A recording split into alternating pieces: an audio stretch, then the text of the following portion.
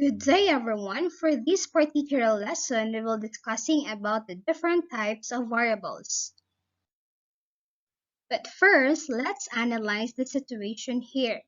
For example, the teacher wants to identify the factors that influence low academic performance of students or pupil.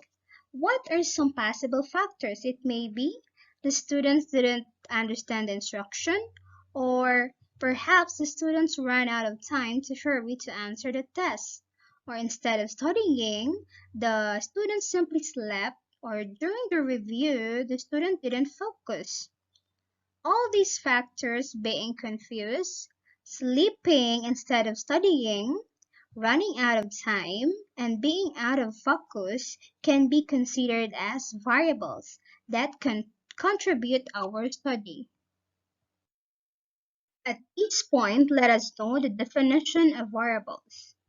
Variables is an entity that can take on different values, an aspect of a theory that can vary or change as part of the interaction within the theory, or anything that can affect or change the result of a study. And take note that anything can vary can be considered as a variable. These are needed to understand differences.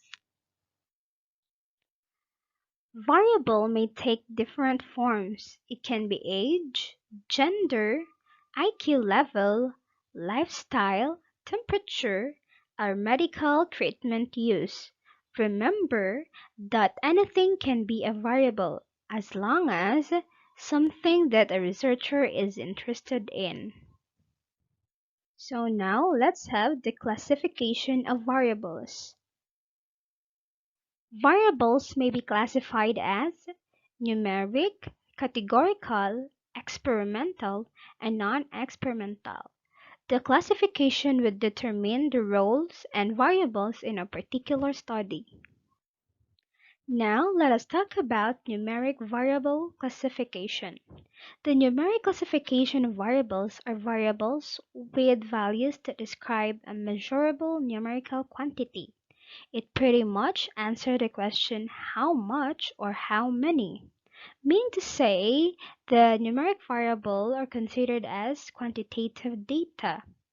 Numeric variable are further divided into two types, which are continuous or interval variables, which assume any value between a certain set of real numbers depending on the scale used, and another variable is a discrete variables, which can only assume any whole value within the limits of the given variables.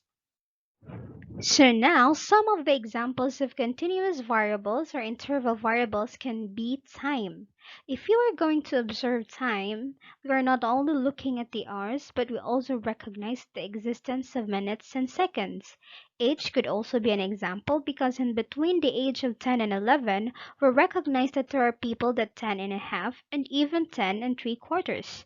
Weight is also an example because we do not only focus on a whole number of weight, but we also have grams and milligrams in between.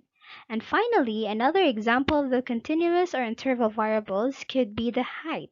When we recognize, we indicate the height of the person. We don't only look at the feet, we also consider the centimeters and inches.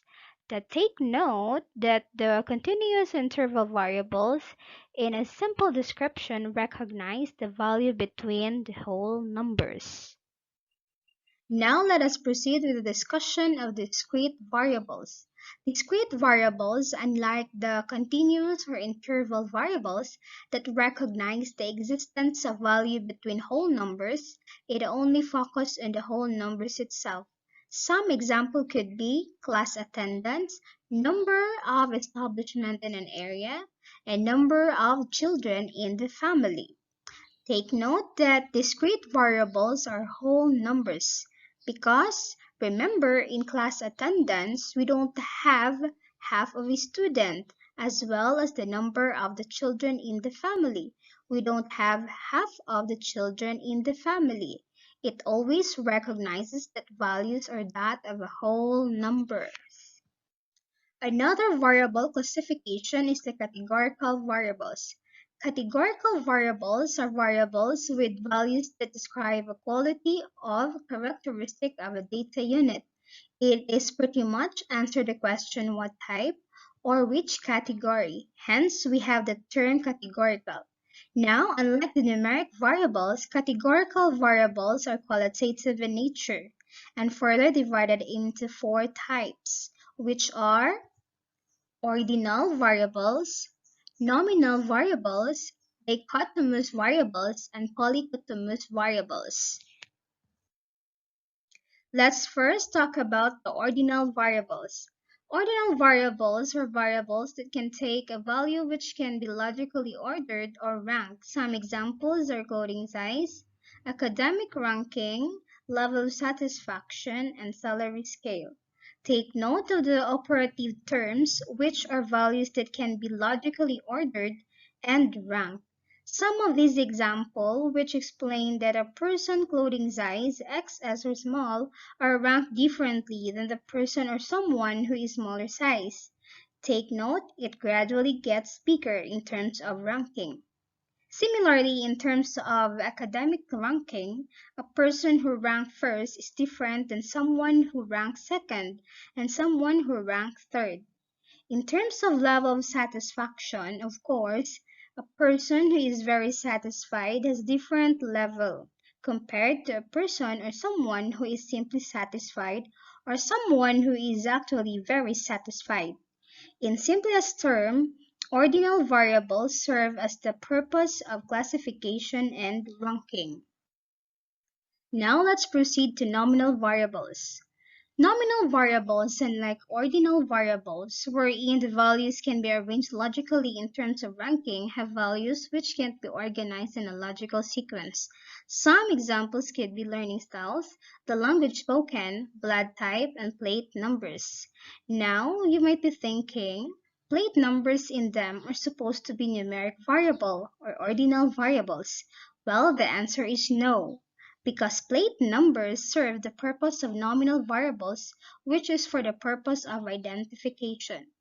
Remember that plate numbers are unique in order to identify the vehicle that assigned to, similar to your blood type. Blood type A is different from blood type B. However, having blood type A doesn't mean you are greater than person than with the blood type B, or having blood type AB doesn't mean greatest among all these blood types. In terms of learning styles, being a visual learner doesn't mean you're greater than someone with musical and auditory learner. It's simply for the purpose of identifying which particular learning purpose or learning style will serve you best. In terms of the language spoken, learning or speaking one particular language doesn't mean you're greater all of the others. It's simply for the purpose of identifying in which country you came from, whether you're from Japan, China, Philippines, or Korea. However, it doesn't mean you speak Thai, doesn't mean you are greater from those who speak Korean or even from the others. It's merely for the purpose of identification. Let's proceed to other categorical variables of classification, which are dichotomous and polycotomous variables. Dichotomous variables that represent only two categories, for example, would be a yes or no choice, true or false, or even gender in terms of biological gender. Whereas polycotomous variables are variables that have many possible categories. For example, would be performance level and educational attainment. Take note of the operative terms between the two. Dichotomous variables only have two categories, while polycotomous would have many possible categories. Now let's talk about another variable classification, which is experimental variable. Experimental variables are variables that determine causal relationship. It is subdivided into independent variables, dependent variables, control variables, moderating variables, and extraneous variables. Now let's talk about independent variables and dependent variables. Independent variables are presumed to cause changes in another variable, and it is usually manipulated in an experiment. Hence, independent variables are also called causal variable, while dependent variables are variables that change because of another variable. Usually, it is affected by the manipulation of the independent variables and also variables that are monitored in an experiment. Hence, it is also called effect variables. Let's take, for example, this particular study on the effect of studying in the academic performance of pupils.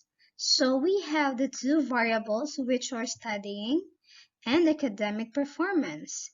From this particular situation, we could determine that studying is an independent variable and academic performance is the dependent variable because studying greatly affects academic performance. At this point, we now focus on control variables and moderator variables. Control variables are variables that are held constant.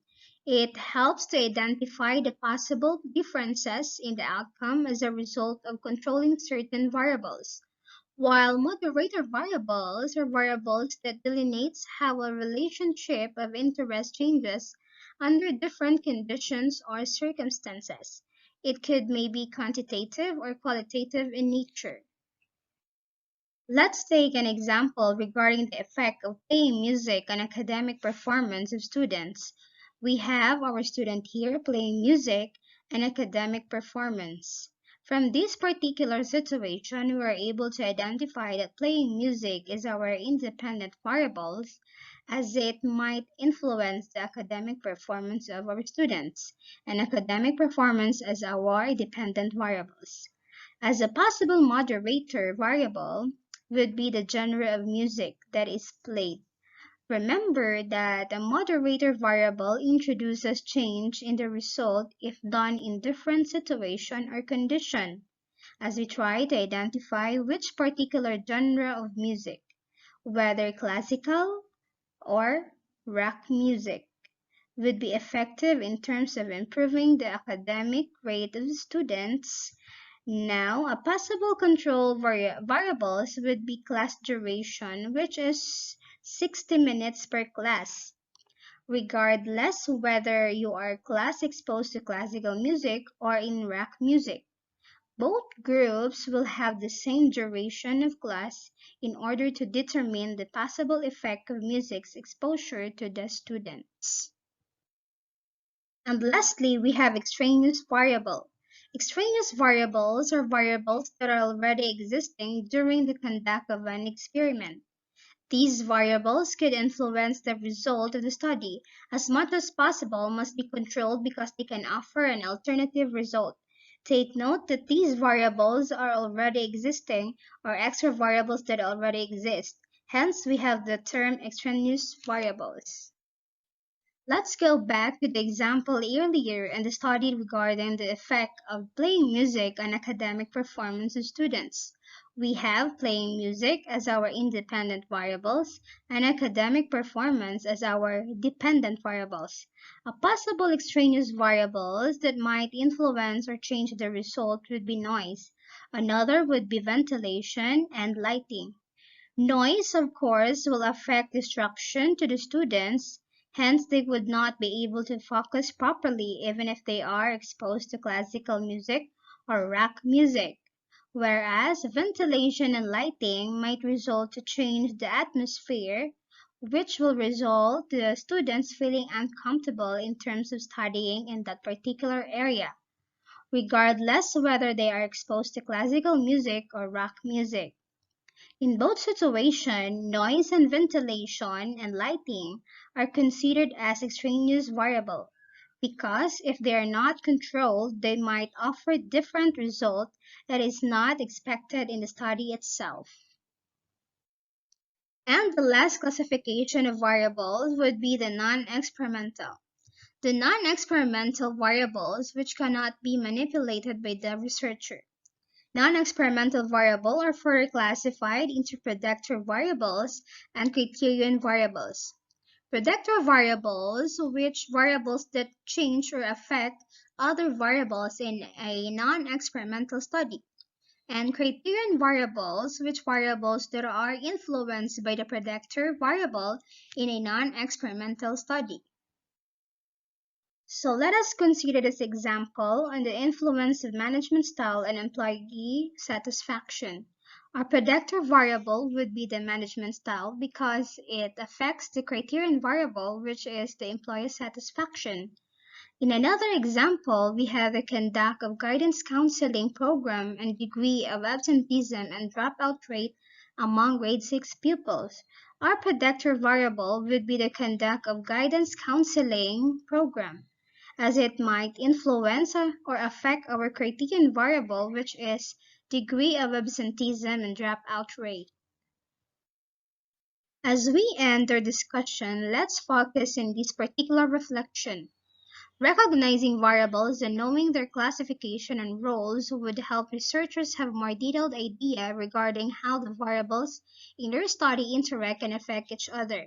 In turn, this contributes to more meaningful discussion regarding the possible outcome of a study as reflected in their identified variables.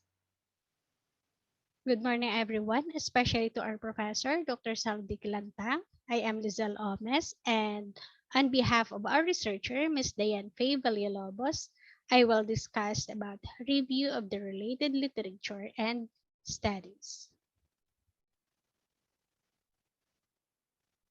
Review of the literature and studies are presented in topical form, irrespective of whether they are local or foreign source and not necessarily arranged in chronological order. The writer of the thesis or dissertation should give a brief summary of the written literature and studies that have relationship with the present study. Related literature. In Webster Dictionary defines related literature as all the writing of a country or a period or a book dealing with a special subject valued as works of arts like drama, fiction, essays, poetry, biography, and etc. Related literature are published materials. Therefore, any written materials information of article found in books, magazines, periodicals, encyclopedias, journals, newspapers, and other publications, such as speeches, letters, diaries, bulletins, circulars, reports that meet the required expression qualifies to be called literature. These are related to the existing problem and they may be classified as either local or foreign, which are printed in the country or foreign if printed abroad. So what's the difference between a local and foreign? When we say local, usually the author of these materials are live in here in the Philippines and those materials are published also here. But when we say foreign, they are live outside the Philippines, and those are the books or other materials that are published outside our country.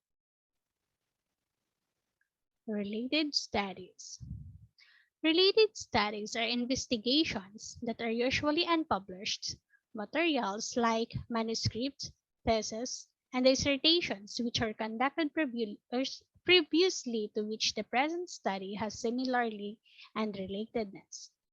So on the other side, it is about reviewing or studying existing works carried out in your project or research field. Studies you can also use references of researchers we that were defended and written in the college level, so not only in the graduate schools. But if you find a related research that was written in the college level, we can use it as a related study. Also, most are the product of empirical knowledge, just like APE style. APE is a style of documentation of sources used by the American Psychological Association. And it is used by writers in many disciplines around the world for concise, powerful, and persuasive scholarly communications. Even though they are classified local or foreign, but most research are usually made in APA style. We have the 6 AP format title page. First one is the title of the APA format paper. Number 2, names of all authors. 3, institutional affiliation. 4, course number and title. 5, instructor's name. 6, due date. Also, we have here the example of AP format for students. The title of the paper should capture the main idea of the essay, but should not contain abbreviation or words that serve no purpose.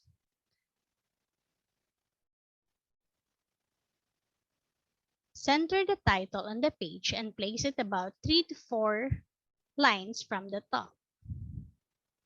Here's the title should be bolded in title case and the same font size as your other page text. Do not underline or italize the title. Other text on the page should be plain, not bolded, underlined, or italicized. All text in the title page should be double spaced. The APA format examples papers. Do not include any titles in the author's name such as Doctor or Miss. In contrast, for your instructor's name, use the form they prefer. Example, Catherine Hashimoto, PhD, or Dr. Catherine Hashimoto, or Professor Catherine Hashimoto, etc. The institutional affiliation is the school the author attends or the location where the author conducted the research. We also have the some format here in for, for, uh, for professional.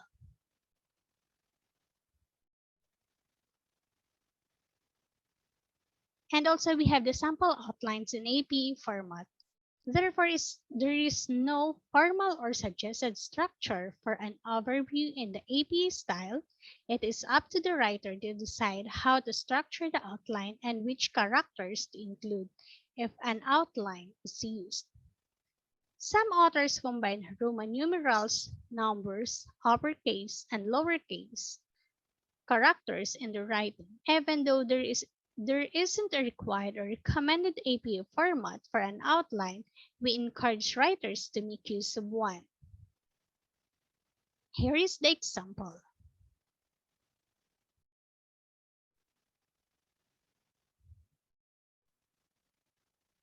Also, we have the importance of related literature and studies. First, they assist the writers in searching for a research topic. Number 2, they guide the researcher in the formulation of the conceptual framework and in preparation of the research design, methodology, sampling techniques, instrumentation, statistical analysis, etc. And they also provide information that may support and strengthen the findings of the study on hand. Thank you and God bless. Good morning, everyone, especially to our professor, Dr. Zaldi Calantang. I am Lisel Omes and I am in charge to discuss the population and sample. But before that, we must need to know first what is sampling. Sampling. In statistical analysis, this is a method of extracting a predefined number of observations from a larger population. Depending on the sort of study being conducted, the approach utilizes a sample from a broader population may include simple random or systematic sampling. Population and sample. Population is the whole group about whom we wish to make conclusions, and also it can be defined in terms of geographical location, age, income, and many other characteristics. In research, a population doesn't usually refer to individuals. It can refer to a collection of components from whatever you're studying, such as things, events, organizations, nations, species, creatures, and so on. While the sample is the precise group from whom you will get data, the sample size is always smaller than the population's overall size. For example, in population, undergraduate students in the Philippines, while the sample 300 undergraduate students from 3 universities who volunteer for your psychology research study. Another one is all countries of the world. Our sample is countries with published data available on birth rates and GDP since 2000. And we have the collecting data from a population. When your research topic necessitates or you have access to data from every member of the population, you should utilize populations. Usually, it is only straightforward to collect data from a whole population when it is small, accessible, and cooperative. For example, a high school administrator wants to analyze the final exam scores of all graduating seniors to see if there is a trend. Since they are only interested in applying their findings to the graduating seniors in the high school, they use the whole population dataset. It is frequently difficult or impossible to collect data from every individual in bigger and more scattered groups. The federal government of the United States, for example, seeks to count every individual residing in the nation every 10 years using the US Census. This information is utilized to disperse funds across the United States.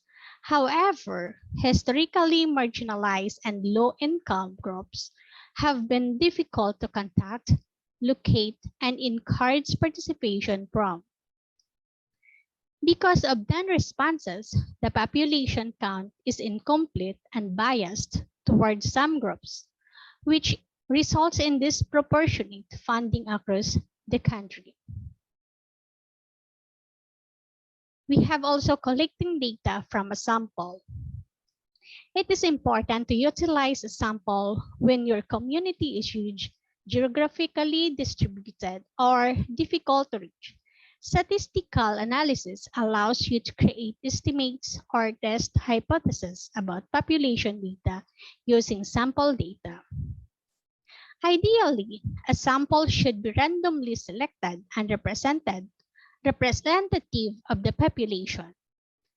Using probability sampling methods such as sample random sampling or stratified sampling reduces the risk of sampling bias and enhances both internal and external validity.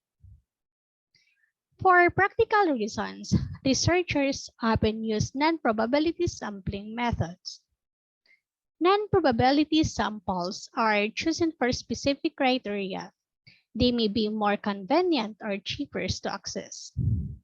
Because of non-random selection methods, any statistical inferences about the broader population will be weaker than with a probability sample. For example, you want to study political attitudes in young people. Your population is 300,000 undergraduate students in the Netherlands. Because it is not practical to collect data from all of them, you use a sample of 300 undergraduate volunteers from 3 Dutch universities. This is the group who will complete your online survey. Ideally, a sample should be randomly selected and representative of the population using probability sampling method, such as random sampling or stratified sampling, reduces the risk of sampling biases and enhances both internal and external validity. For practical reasons, researchers often use non-probability sampling methods. Non-probability samples are chosen for specific criteria. They may be more convenient or cheaper to access. Because of non-random selection methods, any statistical inferences about the broader population will be weaker than with a probability of sample. Also, we have the reason for sampling. First is necessity. Sometimes it's simply not possible to study the whole population due to its size or inaccessibility. Second, we have the practicality. It is easier and more efficient to collect data from a sample. The third one is the cost effectiveness. There are fewer participant, laboratory, equipment, and researcher costs involved. The last one is manageability. Storing and running statistical analysis or smaller datasets is easier and reliable. We also have population parameter versus sample statistic. Parameter is measure that describes the whole population, while the statistic is measures that describe the sample. When you collect data from a population or sample, there are various measurements and number you can calculate from the data. You can use estimation or hypothesis testing to estimate how likely it is the sample statistic differs from a population parameter. Research example, parameters and statistics. In your study of students' political attitudes, you ask your survey participants to rate themselves on a scale from 1, very liberal, to 7, very conservative. You find that most of your sample identifies as liberal. The mean rating on the political attitude scale is 3.2. You can use this statistic, the sample mean of 3.2, to make a scientific guess about population parameter. That is, to infer the mean political attitude rating of all undergraduate students in the Netherlands. Next, we have the sampling error.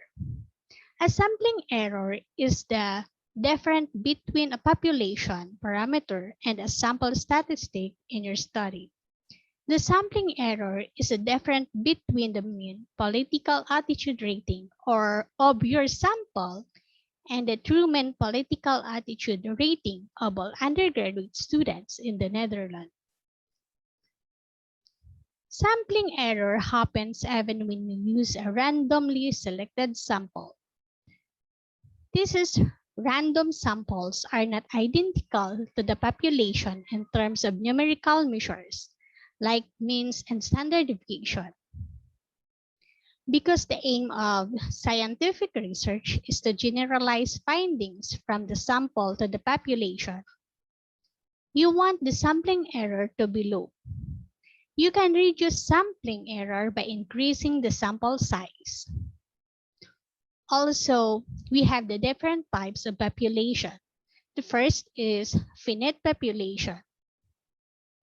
The population is considered to be finite when the number of items in the population is fixed, allowing it to be counted in its whole.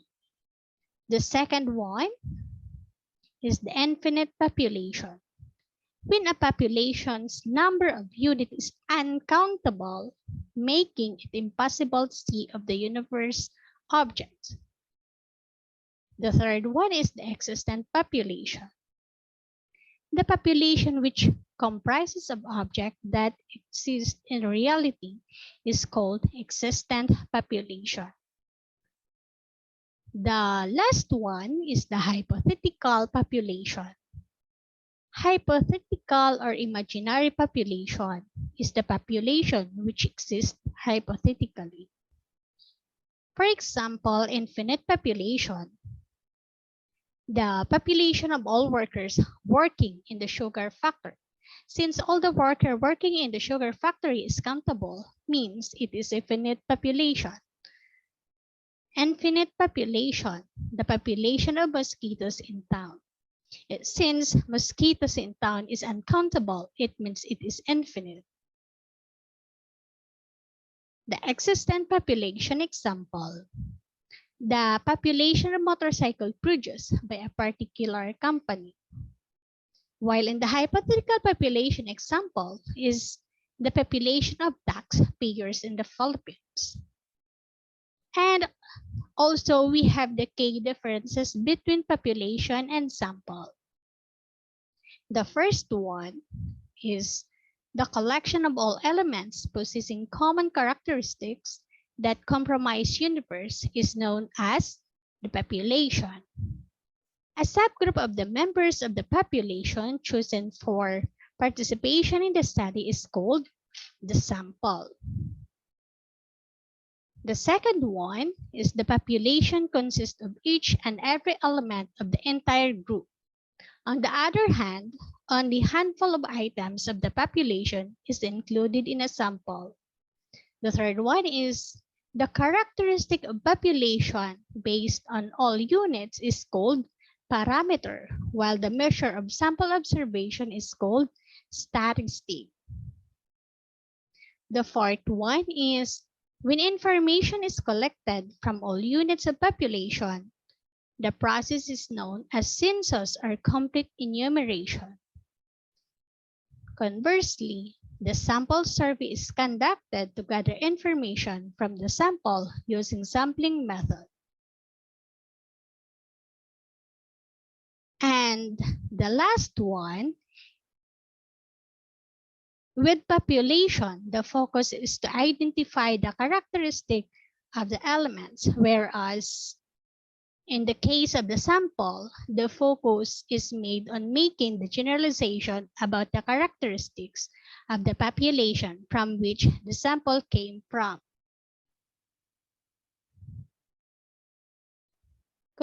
In spite of the above differences, it is also true that sample and population are related to each other. For example, is drawn from the population, so without population sample may not exist. Further, the primary objective of the sample is to make statistical inferences about the population, and that too would be as accurate as possible. The greater the size of the sample, the higher is the level of accuracy of generalization. Thank you. Good morning, everyone. I am Mayflor Becudo, and I'm going to discuss to you about sample size. First, let's define sample size.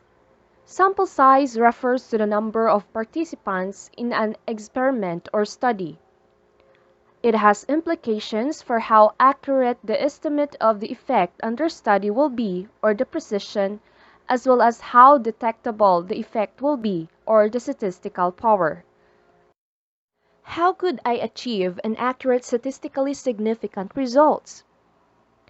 Your sample should be large enough to be an accurate representation of the population. So how many respondents do I need in my study?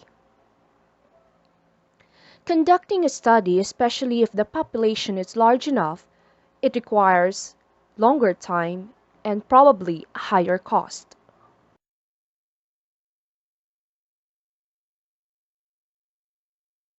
Therefore, researchers select sample from the population. Remember, sample is a subset of the population. Now let's discuss how to compute sample size.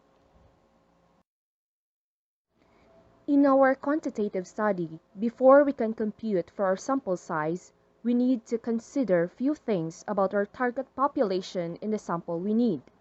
We need to determine our population size, margin of error, confidence level, and the degree of variability. In the population size, Researchers need to determine how many people identify demographic.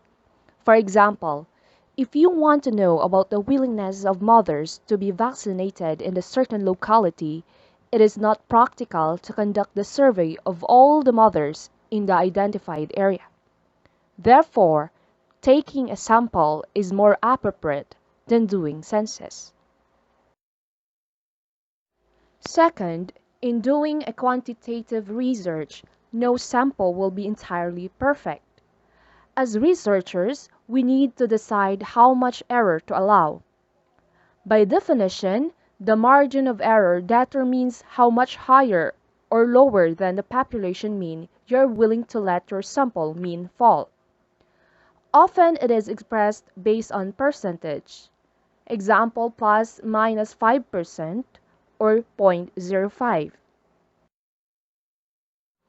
Example, a researcher finds that 70% of the students selected the modular learning approach with a margin of error of plus minus 5%. Then the researcher can conclude that between 65% and 75% of the students in the population have selected modular learning approach.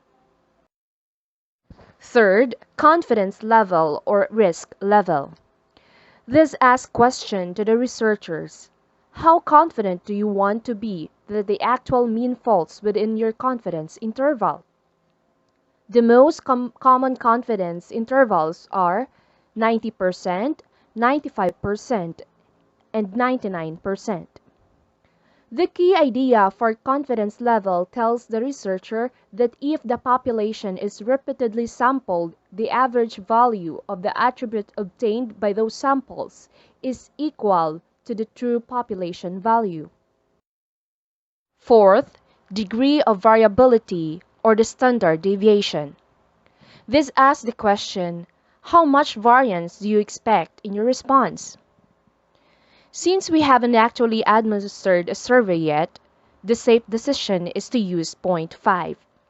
It is often used to determine more conservative sample size. That is, the sample size may be larger than if the true variability of the population attribute are used. Let us consider this example.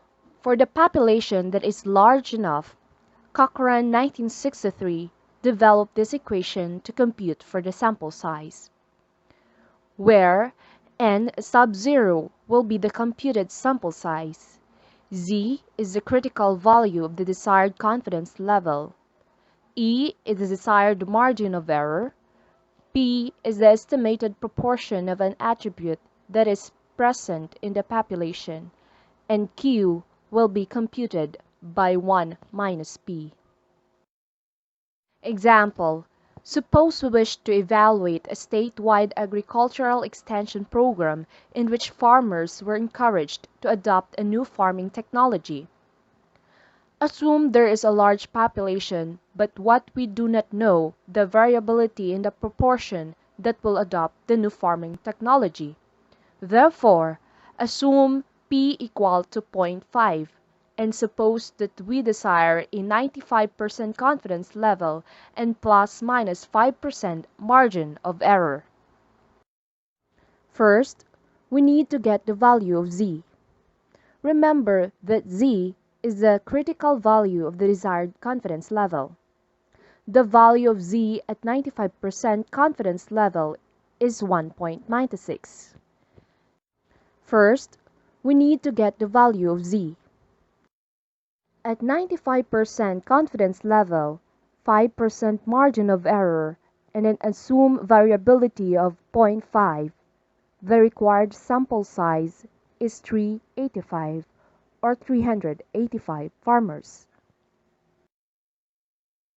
Let us try this another formula from Yamani 1967, where small letter n will be the computed sample size, the capital letter N is the population size, and E represents the margin of error. Let us try this another formula from Yamani 1967, where small letter n will be the computed. Let us have this another example. Suppose there are 2,000 farmers in certain locality. You want to conduct a survey on their willingness to adopt the new farming technology. The margin of error is 5%. Using the equation, we need to have 333 farmers to be respondents in our study. One of the major issues in planning a research is the decision as to how a sample and the method to be employed to select the estimated sample in order to meet the objective of the research. Besides emphasizing the need for a representative sample, the importance of sampling was examined in the study. To discuss the sampling methods, we have the next reporter. Using the equation, thank you for listening, and may God bless us all. Good morning. Today I will be presenting to you the different sampling methods or techniques used by researchers so that they do not need to research the entire population to collect actionable insights. The two types of sampling methods are probability sampling and non-probability sampling. Let's take a closer look at these two methods of sampling.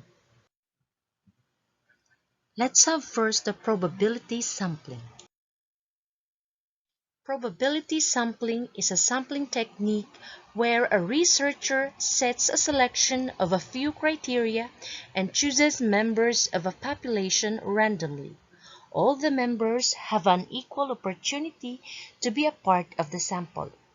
In other words, probability sampling means that every member of the population has a chance of being selected. It is mainly used in quantitative research. If you want to produce results that are representative of the whole population, then probability sampling techniques are the most valid choice. There are different types of probability sampling, and these are simple random sampling, cluster sampling, systematic sampling, and stratified random sampling. Let's have first the simple random sampling. Simple random sampling. It is a reliable method of obtaining information where every single member of a population is chosen randomly merely by chance. Each individual has the same probability of being chosen to be a part of the sample. For a better understanding, let's have an example of a situation where we can apply simple random sampling. Lottery method. A population consists of 500 employees of Company X. A sample of 85 employees is to be selected from that population. The name of each employee is written on a small slip of paper and deposited all of the slips in a box or in a jar. Then randomly select or draw the desired number of samples. The next type of probability sampling is the cluster sampling. Cluster sampling is a method that divides the population into subgroups and then randomly selects some of the groups. All the members from these chosen groups are in the cluster sample. Clusters may be divided by different cities in a country, different areas in a city, different organizations, different universities, or different industrial estates. After these clusters have been decided, researchers select certain clusters and eliminate the rest. Example: a researcher wants to conduct a study to judge the performance of sophomores in business education across country X. It is impossible to conduct a research study that involves a student in every university. Instead, by using cluster sampling, the researcher can club the universities from each city into one cluster. These clusters then define all the sophomore students' population in country X. So instead of selecting the entire population, cluster sampling allows the researchers to collect data by dividing the data into small, more productive groups. The third type of probability sampling is a systematic sampling. Systematic sampling. Systematic sampling is defined as a probability sampling method where the researcher chooses elements from a target population by selecting a random starting point and selects sample members after a fixed sampling interval. Researchers use the systematic sampling method to choose the sample members of a population at regular intervals. It requires the selection of a starting point for the sample and a sample size that can be repeated at regular intervals. This type of sampling method has a predefined range, and hence this sampling technique is the least time consuming. Let's have an example. All employees of the company are listed in alphabetical order. From the first 10 numbers, a researcher randomly selects a starting point. Let's say number 6. From number 6 onwards, every 10th person on the list is selected. 6, 16, 26, and 36, and so on. And the researcher ended up with a sample of 100 people. In my presentation, the last type of probability sampling is the stratified random sampling. Stratified random sampling is a type of sampling method in which the total population is divided into smaller groups or strata based on shared behaviors or characteristics. Every unit in a stratum has same chance of being selected. In other words, a researcher splits the population into several partitions, and then from each partition, random samples will be taken from it. A broad sample is moved to a narrow sample. Example: the researcher looking to analyze the characteristics of people belonging to different annual income divisions will create strata or groups according to the annual family income. We'll have Group A less than or equal to 30,000 pesos. Group B more than 30,000 pesos to 40,000 pesos. And Group C, people whose income are more than 40,000 pesos to 50,000 pesos. And Group D, those who receive more than 50,000 pesos. The researcher can take then a random sample from each group.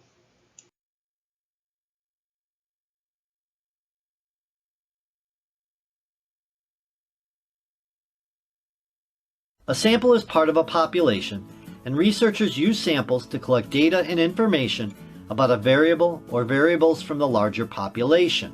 To obtain samples that are unbiased, there are mainly 4 different sampling techniques or methods: random sampling, stratified sampling, cluster sampling, and systematic sampling.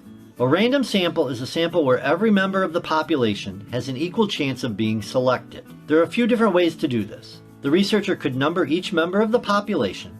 To keep it simple, say a population of 90 members. He or she could then place numbered cards 1 through 90 in a hat or bowl or mixer and select as many cards as needed to complete the sample. Or they could use a calculator or computer to generate random numbers. Or they could use a random number table like this one. A stratified sample is where a researcher will divide the population into subgroups to have members from each segment of the population, and a random sample is derived from each subgroup. For example, let's say you wanted to know how much money people saved on a yearly basis. You could have subgroups of people in their 20s, in their 30s, in their 40s, and in their 50s. You would then take a random sample for each of these groups. A cluster sample is obtained by dividing the population into sections or clusters, then randomly selecting one or more of the clusters and using all of its members as members of the sample. This is often used when the population is large or there's a large geographic area. For instance, let's say you wanted to survey small business owners in a very populated city. It would be costly and time-consuming to survey every single small business owner. So you could create a cluster sample using zip codes and maybe survey 2 or 3 of the 13 different possible zip codes. Cluster samples can be efficient and cost-effective. However, there are times when the cluster does not represent the population. A little note, the main difference between cluster sampling and stratified sampling is that subgroups in the stratified sample have similar characteristics, and the subgroups or clusters in the cluster sample are intended to vary in characteristics. A systematic sample is where a researcher will assign a counting number to every member of the population, then select a random number, then select members for the sample at regular intervals from the starting random number that was selected. For example, let's say you wanted to know how much time people living in a singles-only apartment complex spent watching Netflix on a weekly basis. You would want to get, say, a sample of 50 members. If there were 1,000 units in the complex, you could number the units 1 to 1,000 and generate a random starting number, say 234. Since you want a sample of 50, you could divide 1,000, the number of the population, by 50 to get 20, which would be your interval number. So 234 would be selected for the sample, then 254, which is 234 plus 20, then 274, which is 254 plus 20, and so on until you had your 50 members selected for your sample. This sampling method is easy to use if the population can be easily numbered.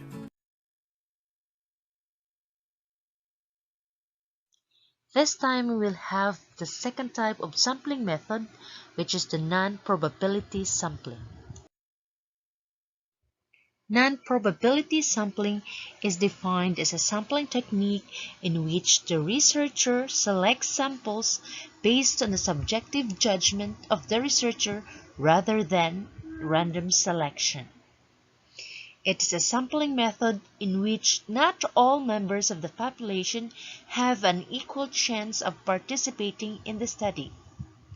This sampling method depends heavily on the expertise of the researchers. It is carried out by observation, and researchers use it widely for qualitative research. There are different types of non-probability sampling, and these are convenience sampling, purposive sampling, quota sampling, and snowball sampling. Let's have first the convenience sampling.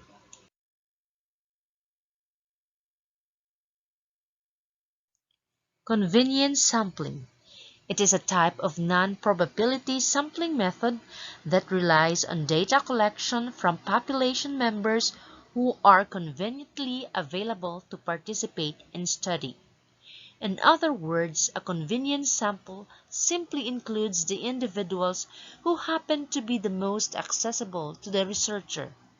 This type of sampling is most useful for pilot testing. Example: you are researching opinions about student support services in your university. So after each of your classes, you ask your fellow students to complete a survey on the topic. This is a convenient way to gather data. But as you only surveyed students taking the same classes as you at the same level, the sample is not representative of all the students at your university. This is an easy and inexpensive way to gather initial data, but there is no way to tell if the sample is representative of the population, so it cannot produce generalizable results. The next type of non-probability sampling is the purposive or judgment sampling. Purposive sampling. This type of sampling is also known as judgment sampling. It involves the researcher using their expertise to select a sample that is most useful to the purpose of the research. In this type of sampling, the researcher chooses the participants as per his or her own judgment, keeping back in mind the purpose of the study. It is often used in qualitative research. Example: For studying attitude towards any national issue, a sample of journalists, teachers, and legislators may be selected for the study. They qualify to be part of purposive sampling as they can more reasonably be expected to represent the correct attitude than any other class of people. The next type of non-probability sampling is the quota sampling. Quota sampling, the selection of members in this sampling technique, happens based on a preset standard. In this case, as a sample is formed based on specific attributes, the graded sample will have the same qualities found in the total population. In this sampling method, the researcher pre-plans the number of participants in specified categories. For example, in radio listening survey, the interviewers may be told to interview 500 people living in a certain areas, and that out of every 100 persons interviewed, 60 are housewives, 25 are farmers, and 15 are children under the age of 18. Within these quotas, the interviewer is free to select the people to be interviewed. The last type of non-probability sampling is the snowball sampling. Snowball sampling is a sampling method that researchers apply when the subjects are difficult to trace or locate. If the population is hard to access, snowball sampling can be used to recruit participants via other participants. It is also called a train referral sampling. It begins by the collection of data from one or more contacts. The data collector asks the respondent to provide contact information for other potential respondents. These respondents are contacted, interviewed, and further asked to provide more contacts. This process goes on until the purpose of the researcher is achieved. Example: you are researching experiences of homelessness in your city. Since there is no list of all homeless people in the city, probability sampling is not possible.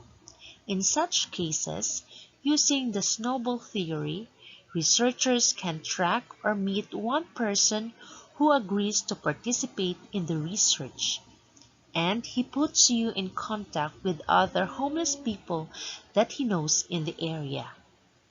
Researchers also implement this sampling method in situations where the topic is highly sensitive and not openly discussed. For example, surveys to gather information about HIV/AIDS. Not many victims will readily respond to the questions.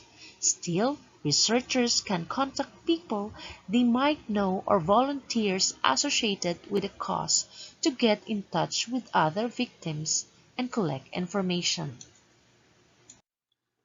The two types of sampling methods are probability sampling methods and non-probability sampling methods. Probability sampling is a sampling technique in which samples from a larger population are chosen using a method based on a theory of probability, while non-probability sampling is a sampling technique in which the researcher selects samples based on the researcher's subjective judgment rather than random selection. Probability sampling is alternatively known as random sampling, while non-probability is non-random sampling. The nature of research in probability sampling is conclusive, while in non-probability is exploratory. When it comes to sample, since there is a method for deciding the sample in probability sampling, the population demographics are conclusively represented. And in non-probability, since the sampling method is arbitrary, the population demographic representation is almost always skewed. And when we talk about the result, In probability sampling, this type of sampling is entirely unbiased, and hence the results are unbiased too and conclusive, while in non-probability, this type of sampling is entirely biased, and hence the results are biased too, rendering the research speculative. And lastly, for the hypothesis, in probability sampling, there is an underlying hypothesis before the study begins, and the objective of this method is to prove the hypothesis. In non-probability sampling, the hypothesis is derived after conducting the research study. Thank you for listening. God bless us all.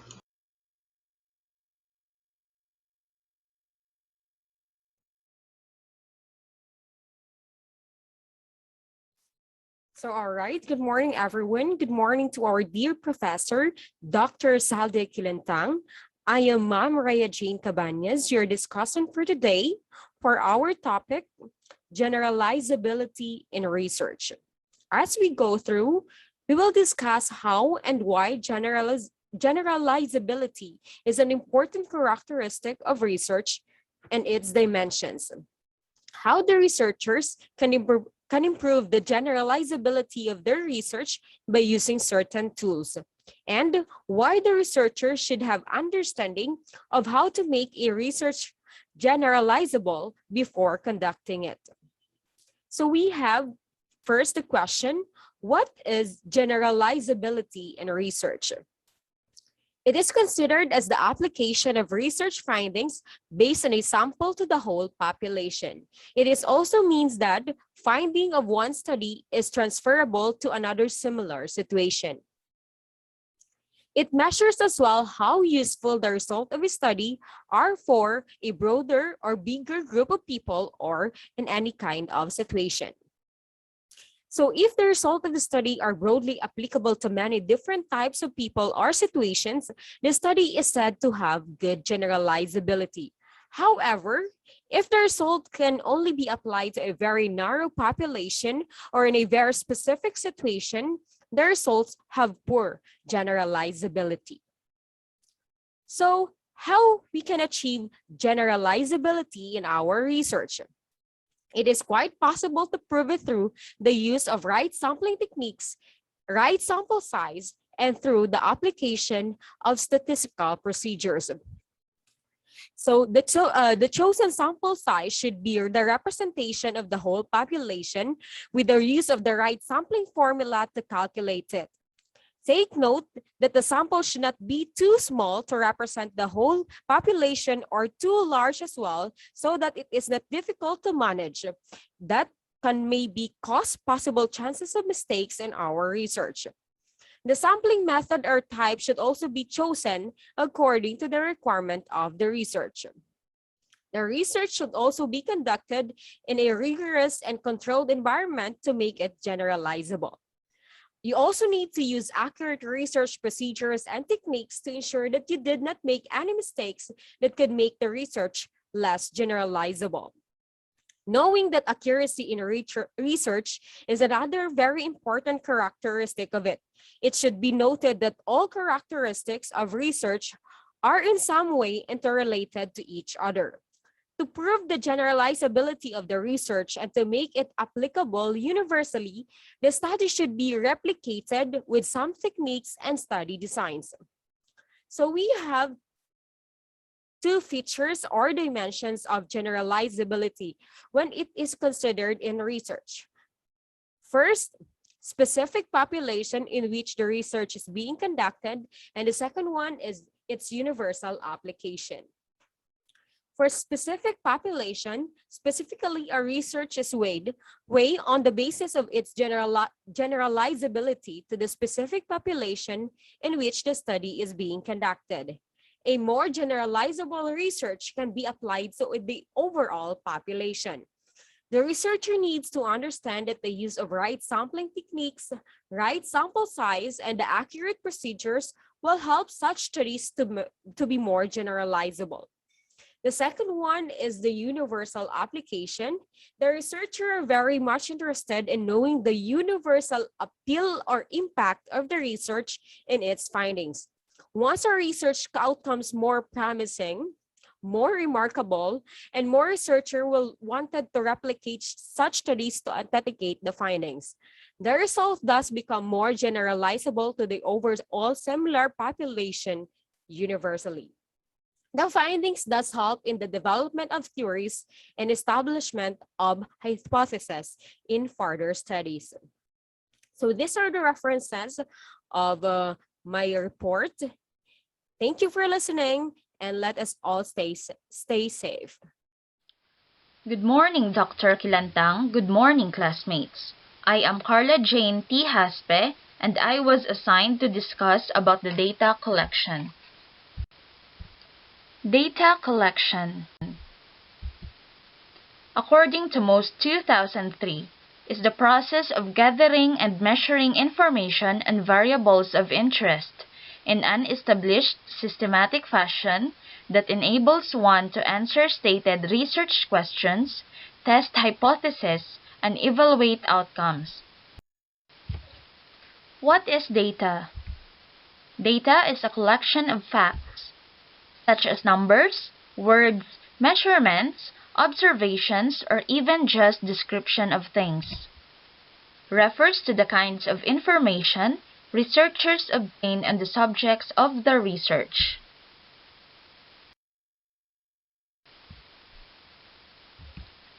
Some examples of research data are demographic information such as age, sex, household size, civil status, religion, social and economic information such as educational attainment, health status, extent of participation in social organization, occupation, income, housing condition, and the like. Scores in a standardized or researcher-made test or results of laboratory examination and clinical observations of patients or clients. Grades or ratings obtained from records or forms. Verbal or written responses to questions regarding attitudes towards and perceptions of something.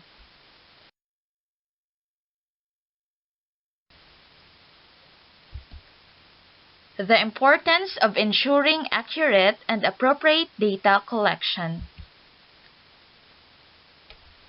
Regardless of the field of study or preference for defining data, quantitative or qualitative, accurate data collection is essential to maintaining the integrity of research.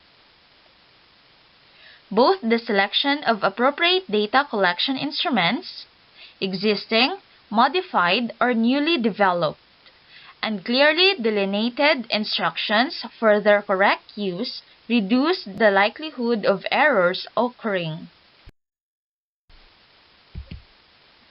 Consequences from improperly collected data include inability to answer research questions accurately, inability to repeat and validate the study, distorted findings resulting in wasted resources, misleading other researchers to pursue fruitless avenue of investigation, compromising decision for public policy, causing harm to human participants and animal subjects.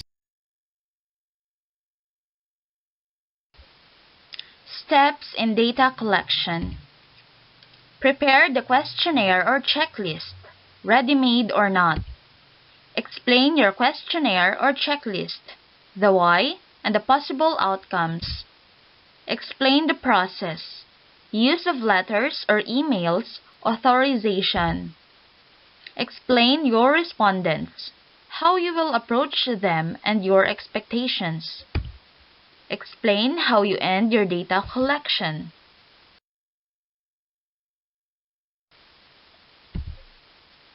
Sample collection. The school that underwent the design of the study was the Cattle National Agricultural High School, with their 3 grade 7 sections. The conduct of the study was permitted by the school principal. The process of quantitative approach was that each sections undertook a strategy that is different from each other, yet the teacher, subject matter, the time allotted, the level of students, and the questionnaire are the same throughout sections. The researcher constructed the questionnaire.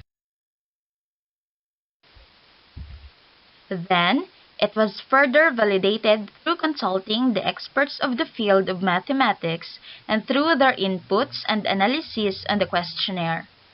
Furthermore, the instrument questionnaire undertook the reliability test to 120 students of grade 8 to 9 and preceded the score of Cronbach's alpha 0.901, which is respectable.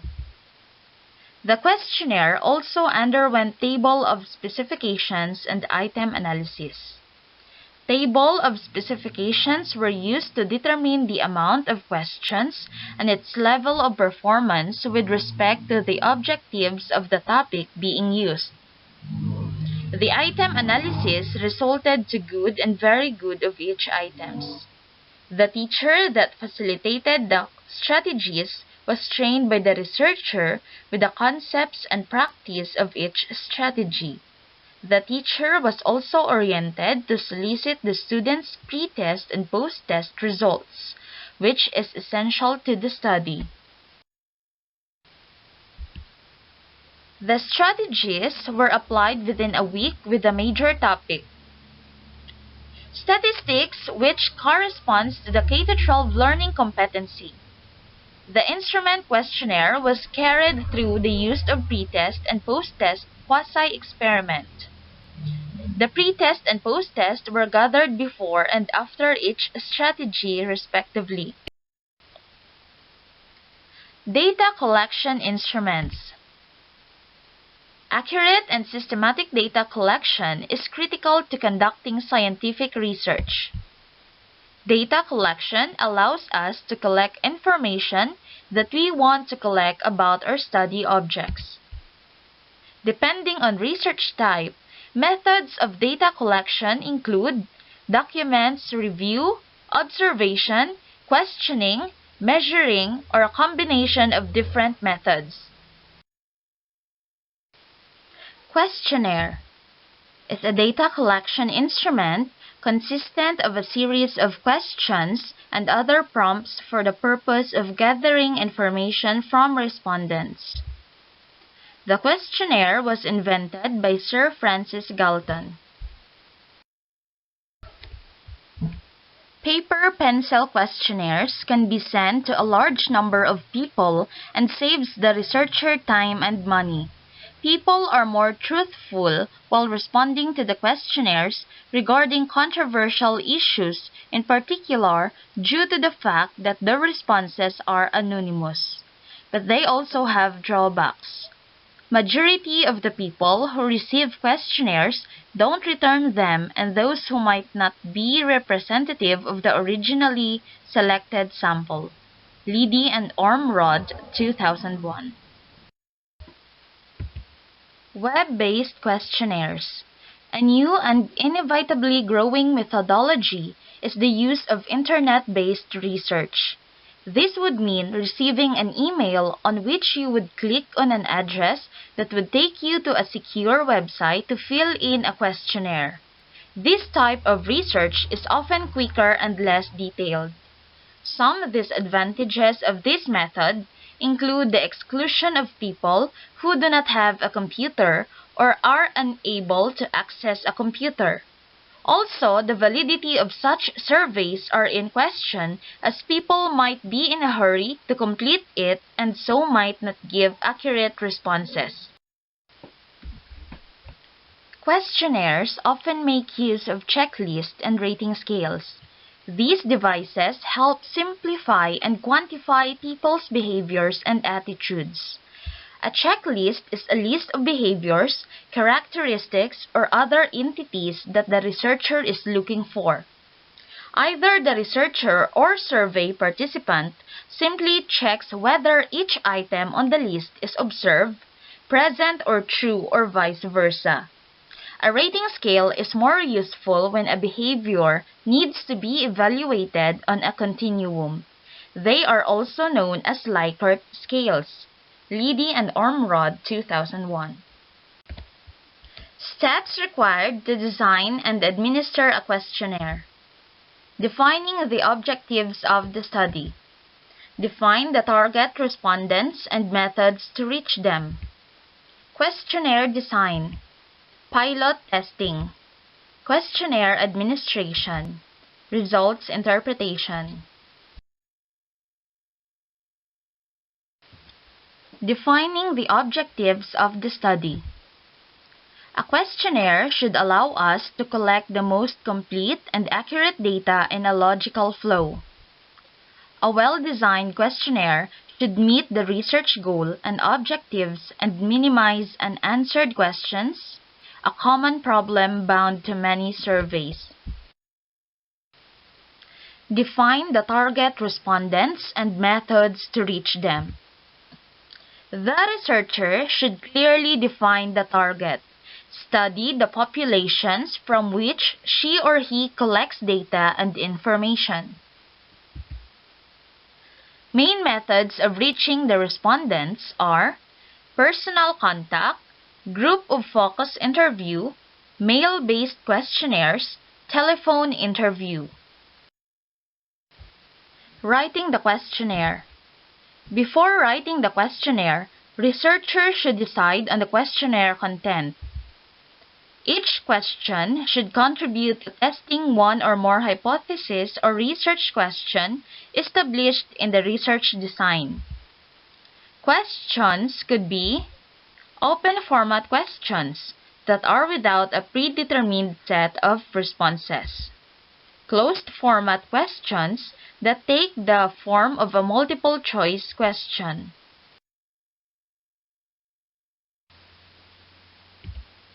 Points to be considered when writing and interpreting questionnaires.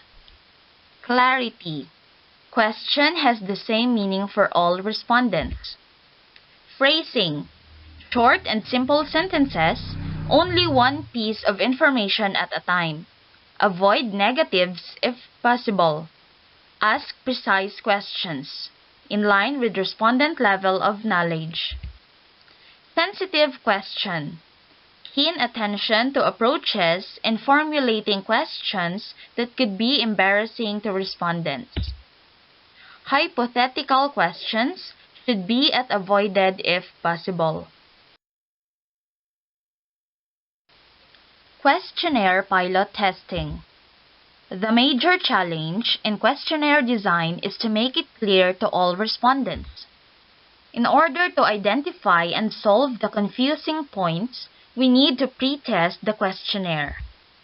During the pilot trial, the questionnaire participants should be randomly selected from the study population. An example of a questionnaire. So first the title, then the respondent's profile, and then the question proper. So it is a learning style inventory. For the direction, read each statement and decide to what extent you would do the following things if you had something new or difficult to learn. Place a check mark on the appropriate line after each statement. Please answer each statement based on your immediate or first reaction. Good luck for a more intelligent study pattern.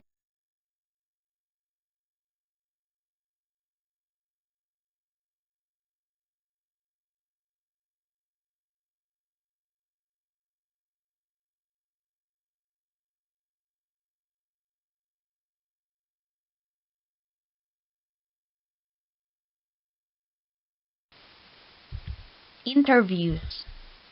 In a structured interview, the researcher asks a standard set of questions and nothing more. For example, face-to-face interviews, telephone interviews, Computer-assisted personal interviewing. To our professor, Dr. Salde Kilantang, and to all my classmates in EDU 293, the research method in education, a pleasant good morning. My topic to be discussed for today is about validity and reliability. Its actual testing of its validity and reliability made by the students. Validity. When we say validity, we need to find out if our research is sound. Do our tests measure what they claim to measure? It is supported by concrete evidence. These are techniques used to collect data in tests, questionnaires, interviews, and observations, measuring what is claimed. For example, what was the strange situation really measuring attachment style? I want to measure intelligence. If the same person sits on the test on several occasions and the results change each time, then that test lacks reliability. The test also arguably lacks validity because the scores are meaningless. If I test my participants again for several months later and their scores remains consistent, I can say the test is reliable but still might lack validity. We have external reliability. This measures consistency of one occasion to another. The same result should be found on different days, in different labs, observations, or interviews by different researchers. Here is a dialogue of the student. I exposed these teenage brain cells to 1,000 PowerPoint slides last Monday and were all dead. I thought that was a fluke, but they seemed to be shriveling after only 5 minutes. In improving external reliability, we have the test retest, wherein the participants take the same test on different occasions. A high correlation between test scores indicate the test has good external reliability. A concrete example is this. A test given last January was still the same test given this June. Intra-rater reliability. This refers to the consistency of a researcher's behavior. A researcher should produce similar test results, or make similar observations, or carry out interviews in the same way or more than one occasion. There's a dialogue for intra-rater reliability. Thanks for taking part today. Any problems and I'll be right over. Take your time. How much longer before I can get in the pub and relax my facial muscles? Right, let's get on, fast as you can. Intra-rater reliability. There is a consistency between different researchers working on the same study is very important for reliability. There should be a high positive correlation between the scores of different observers. In observational studies, this is known inter-observer reliability. Observers have to agree on what they see and carry out the same procedures. In improving researcher reliability, we have 1. Increase reliability by standardizing instructions. Carry out a pilot study to improve procedures and materials. You will be thoroughly trained in the use of materials and procedures prior to our study and taking place. We have done with the external reliability, and now we will proceed to the internal reliability. This measures the extent to which a test or procedure is consistent within itself. Like, for example, questionnaire item or questions in an interview should all be measuring the same thing. This interviewer seems a little confused about type A personality traits.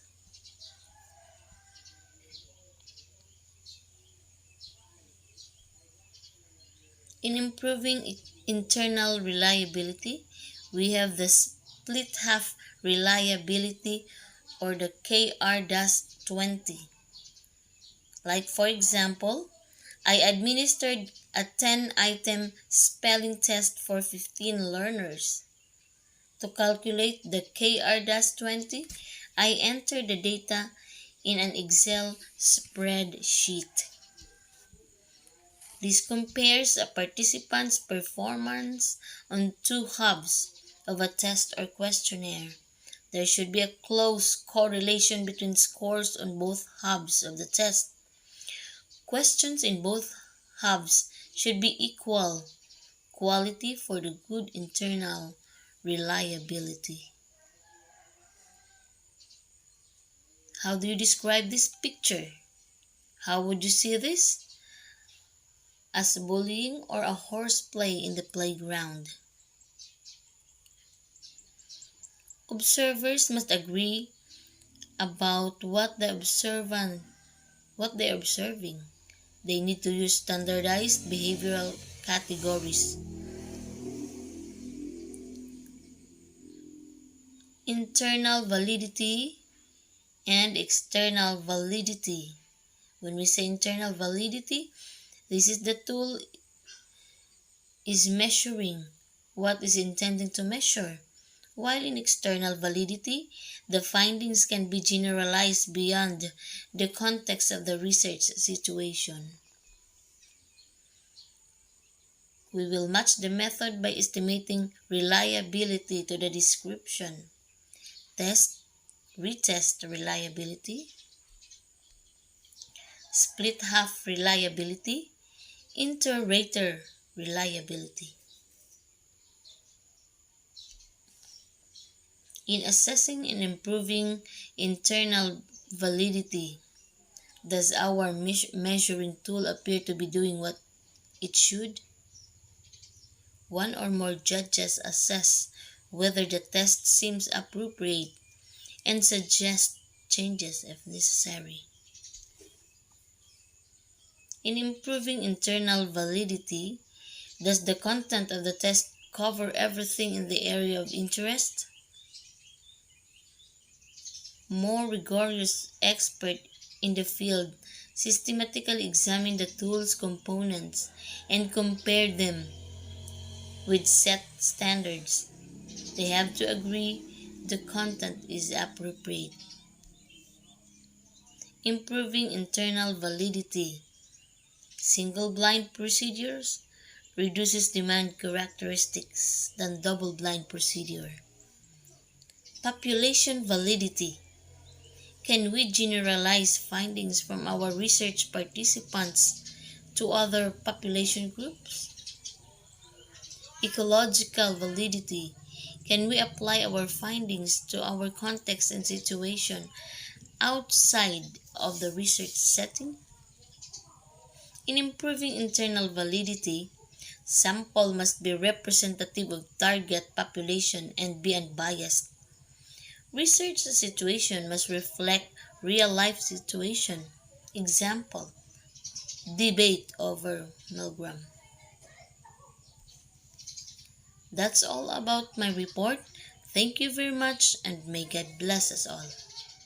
Good morning, Sir Kilantang. Good morning, classmates. I am Fritzi Ansi Bilonio, and I was assigned to discuss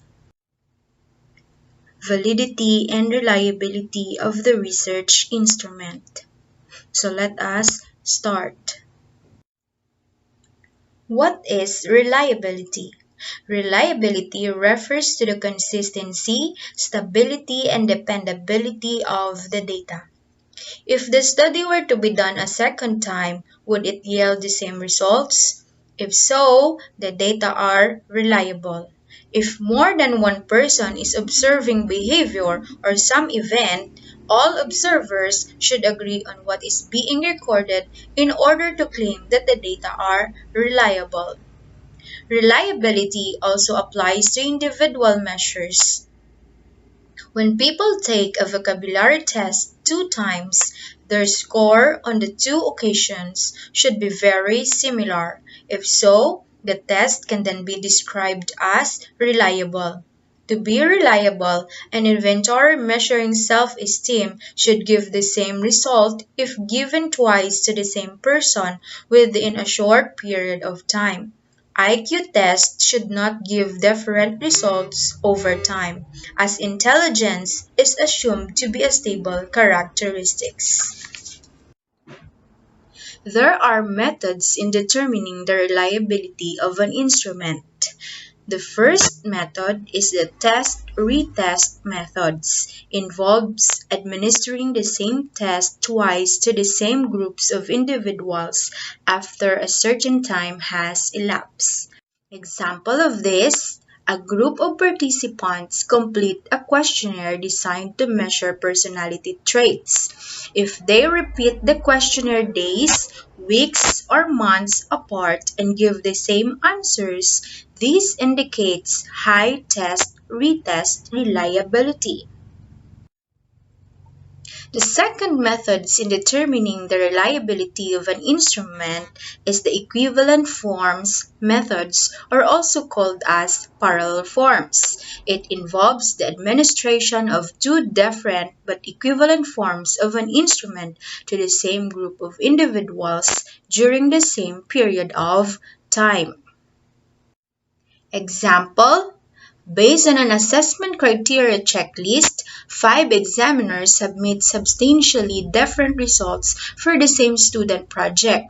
This indicates that the assessment checklist has low inter-rater reliability. For example, because the criteria are too subjective. The third method in determining the reliability of an instrument is the internal consistency methods, require only on the administration of the same instrument. Example, you design a questionnaire to measure self-esteem. If you randomly split the results into 2 halves, there should be a strong correlation between the two sets of results. If the two results are very different, this indicates low internal consistency. Next, what is validity? Validity refers to the credibility or believability of the research. Are the findings genuine? Is hand strength a valid measure of intelligence? Almost certainly, the answer is no, it is not. Is score on the SAT a valid predictor of GPA during the first year? The answer depends on the amount of research support for such a relationship. When research shows high validity, it means we get results that correspond to real properties, characteristics, and variations in the physical or social world. Validity also denotes how accurately a method measures what it is intended to measure. There are two aspects of validity. The first is the internal validity.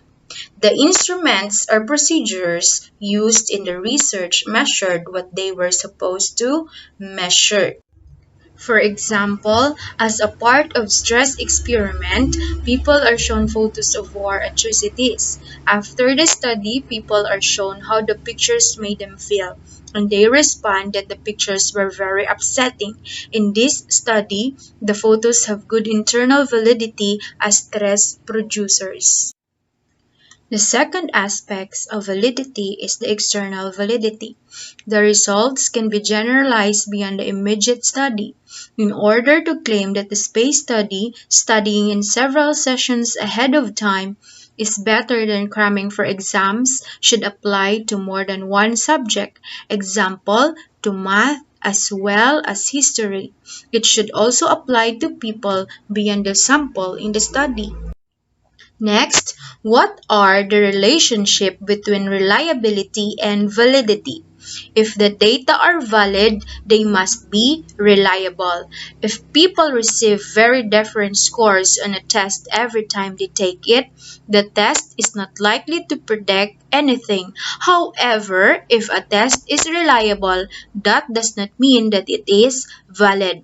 For example, we can measure strength of grip very reliably, but that does not make it a valid measure of intelligence or even of mechanical ability. Reliability is a necessary but not sufficient condition for validity. So in order for us to fully understand about reliability and validity, I will discuss to you the difference between reliability and validity. In validity, it is the accuracy of a measure, whereas reliability is the consistency of a measure. In validity, it can relate to the question whether the results really do represent what they are supposed to measure, whereas in reliability, it can relate to the question whether the results can be reproduced under the same conditions. Next, in validity, it focuses on the outcome, whereas in reliability, maintaining consistent result. Next, validity, it is more on analysis and it is harder to achieve. Whereas reliability, it is easier and it yields faster results. Next, validity cannot be validity without reliability, and reliability can be reliability without validity. Next, validity of instrument is poor, it can have high reliability.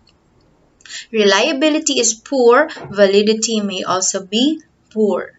Usefulness of a test are negligible. Next, in validity, if the results are not valid, the test is of no use at all. Whereas in reliability, if the results cannot be replicated, the test is of little use. And lastly, reliability versus validity. What does it tell you when you say reliability and validity? Validity is the extent to which the results can be reproduced when the research is repeated under the same conditions, while in validity, the extent to which the results really measure what they are supposed to measure. How is it assessed? In reliability, it is assessed by checking the consistency of results across time, across different observers, and across parts of the test itself. In validity, it is assessed by checking how well the results correspond to established theories and other measures of the same concept. How do they relate?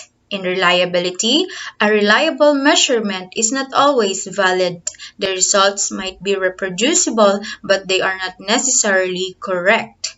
In validity, a valid measurement is generally reliable. If a test produces accurate results, they should be reproducible. So that's all for my report, and these are my references where I get my topic. Thank you for listening, and once again, I am Fritzi Ansi Belonio. Thank you so much.